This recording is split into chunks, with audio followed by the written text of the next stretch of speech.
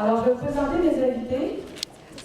Monsieur Russiard, qui est ingénieur à la retraite, qui a déjà travaillé sur des équipements de télécommunication par micro-ondes. Sylvain Lafrenière, qui est conseiller budgétaire à la SEP du Nord. Et moi-même, de Marie-Michel Poisson, de Villeray-Refuse, qui a initié un mouvement de protestation contre l'implantation du projet pilote l'année dernière dans le quartier Villeray. Et je vais vous raconter rapidement comment ça s'est passé. Like she said, Villeray was chosen to be one of the three pilot projects.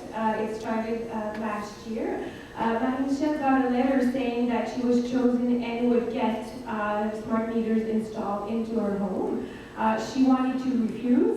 By phone, they told her that it was not possible, but by writing a letter to Hydro-Québec, she was able to not have installed the smart meters at her home, and she was able to keep her analog meters. This was known, people started to refuse also, and the project, which was supposed to install 18,500 smart meters in Villeray, was stopped, and only 12,000 meters were put in. So 6,500 smart meters were kept in their boxes, and they had to stop the project before it was completed. Donc, les audiences ont eu lieu le printemps dernier. Nous étions nombreux de Villeray à aller assister à ces audiences-là. D'après nous, c'était pas très objectif comme façon de traiter le dossier. En fait, on percevait beaucoup de préjugés favorables de la part du régisseur qui devait rendre la décision. Un des scandales qui a beaucoup sorti dans cette histoire-là, c'est que le contrat avait été signé avant même qu'il soit utilisé par la Régie de l'énergie, ce que peu de gens savent. Donc, les contrats étaient déjà signés. Et effectivement, la Régie a rendu une décision le 5 octobre dernier et elle donne le feu vert au déploiement des compteurs dans la phase 1 du projet. Now, phase 1 is Montreal, Laval, up north up to Mirabel Saint-Jérôme in that area, and down south, about 57% of the south side of Montreal will have smart meters. This is 1.7 million smart meters in phase 1. Vous avez ici des compteurs de type mécanique, les plus anciens compteurs, ceux qui sont sur la majorité des propriétés en ce moment. Ce sont des compteurs qui n'émettent aucune micro-ondes. Okay? Il y a 3 millions de ces compteurs encore au Québec, encore actifs au Québec. Ce sont des compteurs très fiables qui ont une durée de vie de près de 40 à 50 ans. Okay, so now you have the new generation meters. You have first generation and second generation. The meter in the middle is first generation. Most common are the Itron meters. Okay, these meters will emit every 2, 5, or 30 seconds, 24 hours a day, 7 days a week. These microwaves will be constantly emitted for the information, for the data to be available when the person comes to take that data 6 times per year, once every 2 months. These meters, we have about 800,000 meters of the first generation currently installed in Quebec. Every new construction has one. When you do renovations or without any reasons, sometimes you get an Itron meter. The 2 meters at the opposite side, these are second generation meters. These are your smart meters. These are Focus Landis-V. Currently, there are about 20,000 of these meters installed in the 3 pilot projects, Villeray, Boucherville, and in the region of Nantes-Magog.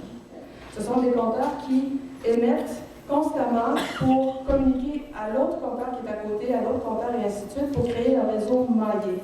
Ces compteurs-là, on les a observés dans Villeray, émettent à toutes les 20 secondes en moyenne, ou plus encore, dépendant de leur position dans le réseau.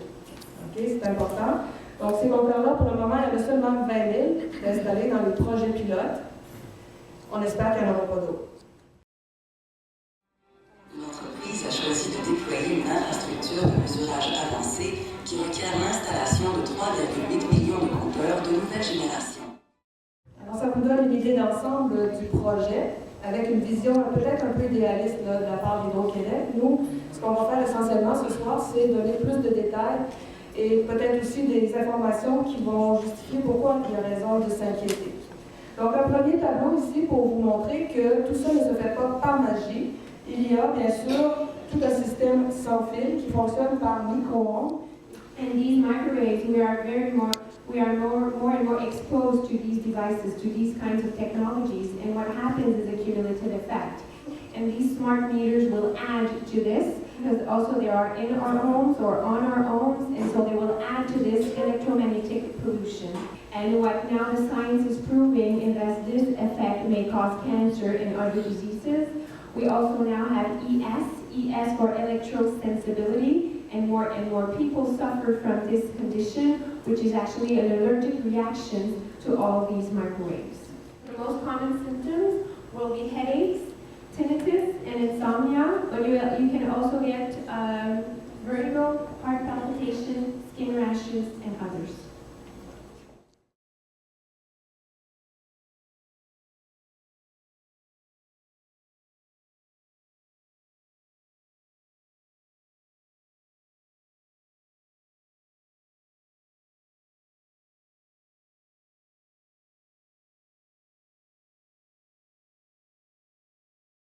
Alors là, vous avez une vue schématique de l'ensemble des éléments du projet. Alors, les maisons ont chacun des petits compteurs qui communiquent de maison en maison jusqu'à ce qu'ils rencontrent un poteau où se situe un routeur. Et dans ce routeur va se communiquer dans une antenne relais qui, elle, va communiquer vers le central d'Hydro-Québec. Un schéma fonctionnel, ce n'est pas un diagramme réel. Je veux intervenir aussi concernant les vidéos d'Hydro-Québec. C'est un schéma fonctionnel aussi, parce que les lignes droites, vous avez vu déjà, ne sont pas des lignes, elles sont des ondes. Une onde, ce n'est pas une ligne droite. Faites une onde avec une pierre dans la rivière, vous allez voir des cercles concentriques. Il y a deux réseaux ici. Celui en rouge, c'est le réseau maillé de niveau des compteurs, qui sont bas au niveau de notre texte. La couleur mauve, ça explique le deuxième niveau, le niveau autour de 3 mètres, qui c'est le niveau des routeurs. C'est beaucoup plus puissant. Vous avez ici une photo d'un routeur. À quoi ça ressemble dans la vraie vie? Ça ressemble à ça. C'est pas très haut, c'est à la hauteur des balcons, et ça pointe souvent directement dans les fenêtres du deuxième étage. So this is a real image of a real router that was taken in Villeray. As you can see, these routers are very close to people's homes. And as was said before, the waves are not straight lines and they do not stop at the walls. So they go through the walls and they also emit 360 degrees. Vous les connaissez déjà, elles servent à la téléphonie cellulaire.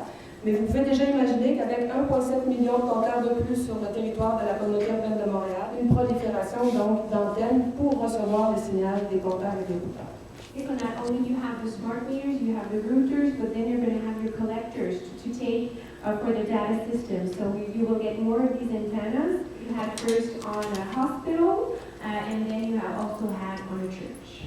So 1.7 million smart meters, plus the routers, plus the collectors.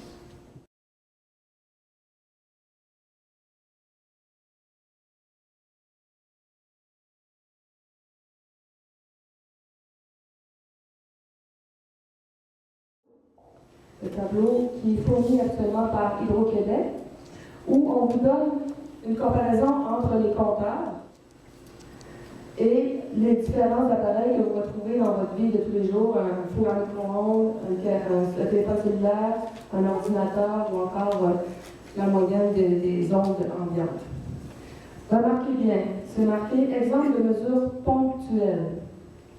Et de l'autre côté de la ligne qui sépare le tableau, vous avez intensité moyenne. Donc, on parle des pommes et des oranges. En fait, si on veut regarder le document suivant, voilà, 49 000 microwatts par mètre carré. C'est la mesure qui a été prise par un technicien, M. Stéphane Bielinski, dans un appartement de Villeray, à 1 mètre des compteurs. Mesure ponctuelle à 1 mètre de distance, 49 000 microwatts par mètre carré. Combien de compteurs dans cet appartement-là? Il y en avait 6. Voilà, le tableau 8. Merci beaucoup. Alors, souvenez-vous du chiffre 49 000 microwatts par mètre carré. À quel endroit le compteur devrait-il se situer dans le tableau des mesures ponctuelles d'après vous? Cet exercice. the meter would not be where it is at 50. It would actually be at the first end of the graphic because it would be even more than your microwave. Your microwave is 10,200, the meter up to 49,000. Mettons-nous à la place d'une petite cellule de notre corps. L'onde pulsée a l'effet d'un éclair. Et c'est comme si on vous disait, regardez, c'est l'équivalent de recevoir la foudre pour ce cycliste que de recevoir plusieurs petites éclairs. Donc, ce qu'on est en train de vous dire, c'est que votre compteur va émettre des éclairs, des foudres qui vont atteindre vos cellules de façon très violente, mais faites-vous-en pas. C'est l'équivalent de petits chocs électriques comme ça qui Let me take another example. Instead of getting a little tap on your face, you're actually getting a punch. So you're getting a punch every 20 seconds. So instead of this little 50, you're not getting that. That's the average throughout time. You're getting a big punch to your face, to your body, about every 20 seconds. Donc c'est vraiment, je ne sais pas pourquoi ils ont décidé de faire ça comme ça, mais je ne pense pas que c'est la meilleure façon d'expliquer la réalité de ces compteurs-là. Je pense qu'il y a quelque chose d'un peu trompeur dans la façon de présenter les choses. Et quand on voit que si on vous donnait le choix entre recevoir la foudre ou des petits chocs électromagnétiques, d'électricité statique, je pense que vous préfériez pas recevoir la foudre, mais effectivement, le compteur, c'est comme de recevoir la foudre pour vos cellules, en fait.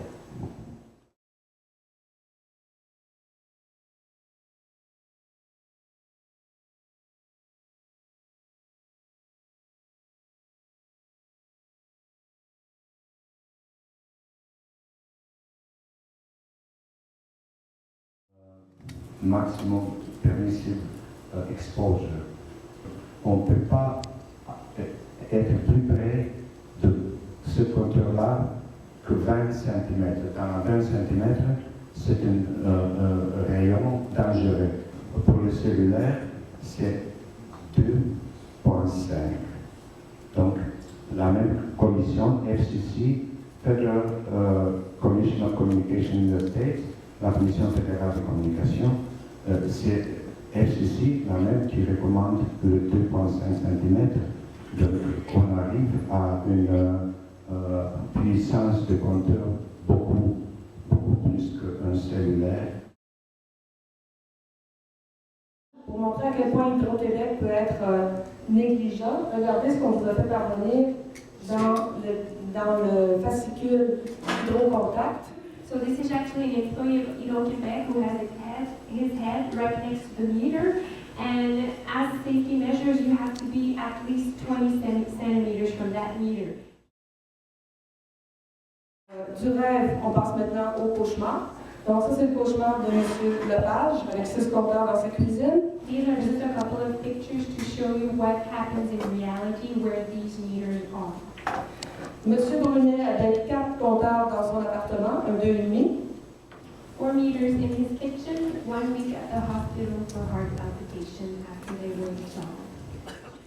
Ici, on a un musicien qui donne des cours de musique dans son salon, en fait dans son appartement, passe à la prochaine photo, et qui se retrouve avec 6 compteurs dans son appartement, qui est aussi son lieu de travail.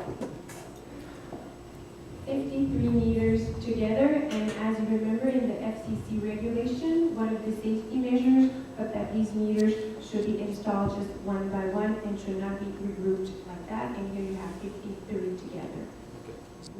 So in a boutique, the worker actually works right in front of that meter, and when he does not have any clients, he has the habit to actually put up his head to rest his head on that board. So he would put his head directly on the smart meter. Ici, c'est 23 compteurs dans un garage, mais vous remarquez qu'il y a de l'équipement de ferblanterie soudure. Le métal est reconnu pour réfléchir les ondes, donc pour démultiplier l'effet des ondes. Dans cet atelier où l'homme fait sa soudure et ses assemblages en acier, non seulement il y a 23 compteurs, mais vous avez l'effet de multiplication en raison des surfaces en métal. So another 6 meters right next to where a person works, right next to where the patient actually lies. Maintenant, voici des compteurs à l'extérieur, et c'est pas mieux. On peut se dire, ah oui, les compteurs, quand ils sont dehors, c'est mieux. Non, parce que les compteurs sont souvent dans des endroits qu'on fréquente beaucoup. Ici, vous avez un balcon où on pourrait très bien imaginer qu'il y a des chaises un peu plus grandes et puis où on passe de longues heures au soleil. Même chose ici. Et je ne sais pas si vous remarquez, mais il est très possible qu'un parent avec un jeune bébé dans les mains, lorsqu'il essaie d'ouvrir la porte avec ses clés, puisse mettre la tête de son bébé contre le compteur. Ça ne prend pas beaucoup d'imagination, mais un enfant est très, très vulnérable, encore plus qu'un adulte. Et voyez à quel point ce genre de situation est tout à fait possible. Même chose, le temps d'embarquer ou de débarquer l'enfant du siège, et puis on voit qu'il est exposé au compteur aussi. So a person with multiple sclerosis actually lives here and has the meter right next to her lift to get into her home. People with neurological diseases are particularly sensitive to these types of meters. Alors, vous avez le barbecue et vous devenez le barbecue. Et ici, c'est une garderie. On ne voit pas bien, mais les compteurs sont sous l'escalier. Alors, la dame est dans son linge, descendant joue. Voilà. Suivante. C'est la même cour, mais en vis-à-vis. Vous avez 3 autres compteurs qui appartiennent aux dépanneurs voisins. C'est les mêmes petites filles qui jouent dans la cour. So same backyard, so you have meters on both walls of that backyard, and children are playing between those 1 meters. Okay, so the opting out would not be possible here because those are not all her meters. So the mother, even if she takes the opt-out for her meters, she has no control over the smart meters of her neighbors, and her children are still playing in that backyard.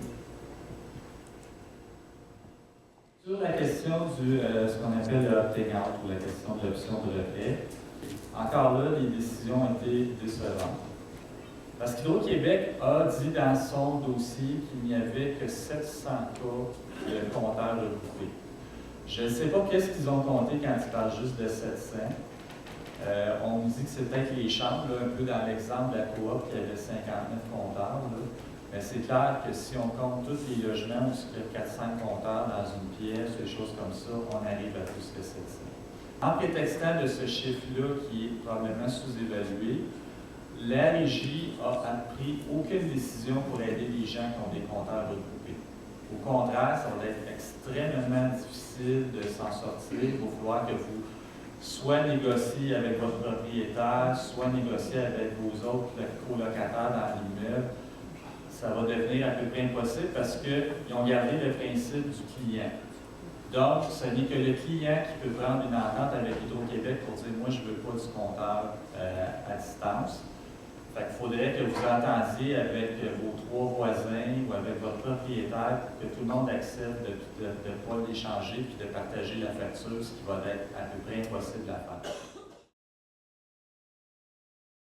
Et vous allez pouvoir le faire, mais ça va coûter 137 $, sauf la première fois, quand vous allez recevoir votre avis pour l'installation, il va y avoir un rabais de 39 $. Fait que les gens qui vont vouloir en bénéficier tout de suite, ça va leur coûter 98 $ pour les frais d'installation. OK? Ça, ça va être juste la première fois. Après ça, ça ne marche plus, c'est 137. Et 17 $ par mois pour couvrir les coûts du personnel, entre autres, qui va venir continuer d'attendre votre comptable.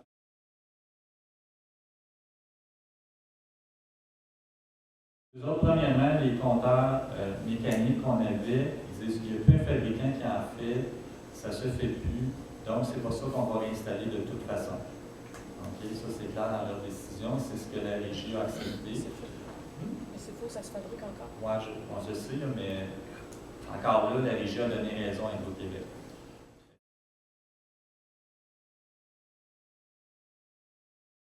En fait, ce n'est pas un compteur première génération que vous allez avoir, c'est qu'au lieu d'avoir un CNG, un compteur nouvelle génération, vous allez avoir un CNC, un compteur non communicant. C'est des coûts d'installation, c'est des coûts de tout ça d'affaires. Et ça, Hydro-Québec va le mettre dans ses dépenses et ça va être refilé dans nos factures. Par exemple, on sait que ces nouveaux compteurs-là, comme beaucoup d'appareils électroniques d'aujourd'hui, sont beaucoup moins fiables que les anciens compteurs. Et Michel disait qu'effectivement, la durée de vie des compteurs mécaniques était de près de 35 ans, 40 ans facilement. Il y en a même qui ont dépassé ce qu'on attendait. et ça continue de bien fonctionner. Ça ne sera pas le cas des nouveaux appareils, c'est certain. On prévoit qu'ils vont avoir une durée de vie de 15 ans. Et même dans ces chiffres, Hydro-Québec n'avait même pas mis tous ces chiffres là-dessus. Donc, on pense qu'il va avoir que le coût va être plus cher que ce qu'ils nous ont dit.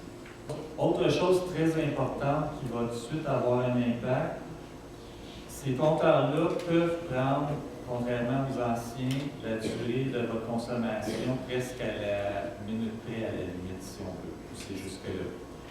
Pour l'instant, on n'en est pas là, mais Hydro-Québec, dans sa proposition, a déjà annoncé qu'il va prendre le compteur à chaque mois.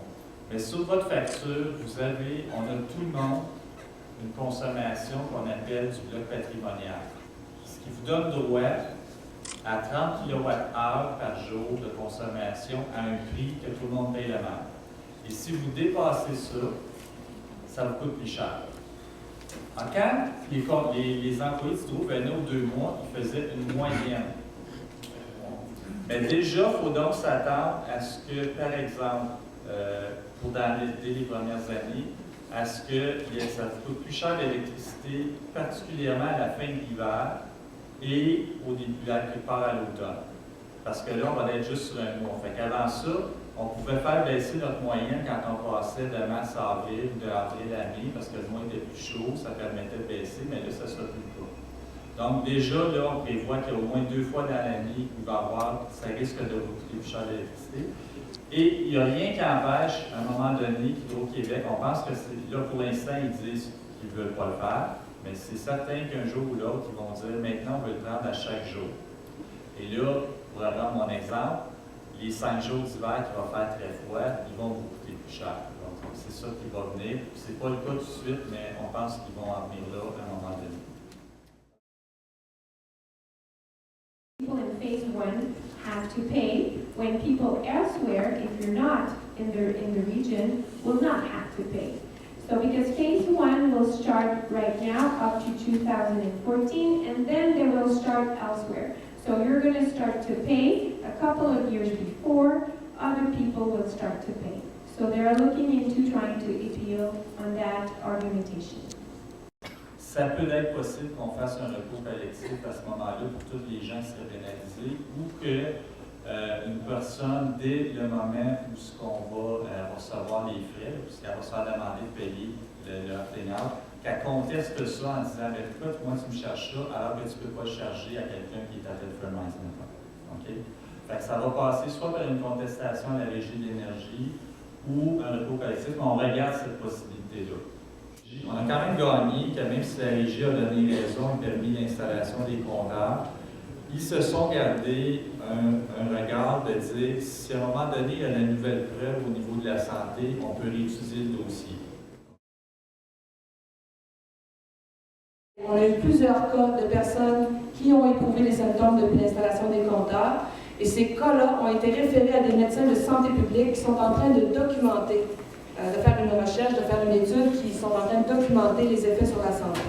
Donc ça aussi, c'est une contribution que vous pouvez faire. Si vous connaissez des gens, si vous-même vous avez éprouvé des symptômes, prenez des informations à la sortie et on va vous inviter fortement à rencontrer les médecins pour que vous puissiez contribuer justement à ce qu'il y ait une étude de santé publique sur la question. Alors, si on prend l'exemple de la Californie, ça fait déjà quelques années qui avaient commencé à mettre ces compteurs-là. Pourquoi la Californie, c'est un exemple important? C'est parce que c'est exactement le même modèle qu'ici. Là-bas, ils ont fait un déploiement. Il y a eu tellement eu des milliers de gens qui sont tombés malades que les autorités médicales se sont regroupées et ont émis un rapport de santé publique qui a conduit à l'arrêt de l'installation de ces compteurs-là. Il y a eu un moratoire récemment qui a été installé. Au Vermont aussi, tout récemment, il y a quelques mois, les citoyens ont gagné le droit du choix. Donc, de choisir quel compteur ils avaient sur leur domicile, et ceci sans frais. Au même ailleurs, dans d'autres pays, la lutte continue. Ici, au Québec, on est rendu à une dizaine de municipalités qui ont adopté une résolution disant qu'ils ne voulaient pas ces compteurs-là sur leur territoire. Donc, c'est sûr qu'on peut aller au niveau du conseil de ville. Nous, on peut vous guider pour ça, on peut vous aider. Alors, donc, il y a des villes qui ont adopté des résolutions au niveau provincial, donc d'aller en parler à vos députés. Notre seule chance, si on regarde un petit peu ce qui s'est passé ailleurs, c'est si on se regroupe tout le monde ensemble. Donc, on signe la pétition, on envoie des lettres, on dit clairement que non, on n'en veut pas et qu'on veut maintenir notre compteur analogique, qu'on va avoir un choix chez nous. Et si on se tient tout le monde ensemble, si on regarde ce qui se passe ailleurs, on va avoir une chance de réussir ici aussi.